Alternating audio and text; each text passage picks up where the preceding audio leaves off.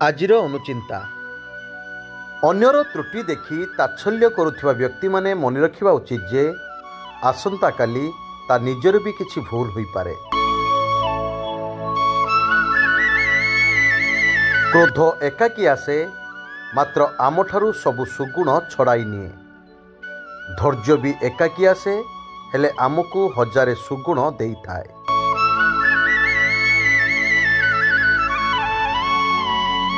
ସର୍ବଦା ଅନ୍ୟର ଭୁଲ ପାଇଁ ନିଜ ଅଭିମାନକୁ ତ୍ୟାଗ କରି ସଦା ଅନ୍ୟର ପରିସ୍ଥିତି ଓ ମାନସିକ ସ୍ଥିତିକୁ ବୁଝିବାକୁ ଚେଷ୍ଟା କରନ୍ତୁ ଏବଂ ଅଭିମାନ ବଦଳରେ ଅନ୍ୟକୁ ବୁଝି ଅନ୍ୟର ସହାୟକ ହୁଅନ୍ତୁ।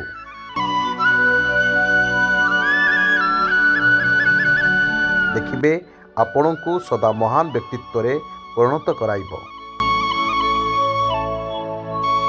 ଆଜିର ଦିନଟି ଆପଣଙ୍କ ପାଇଁ ମଙ୍ଗଳମୟ ହେଉ। ଭଗବାନଙ୍କ ପାଖରେ ଏତିକି ପ୍ରାର୍ଥନା କରୁଛି।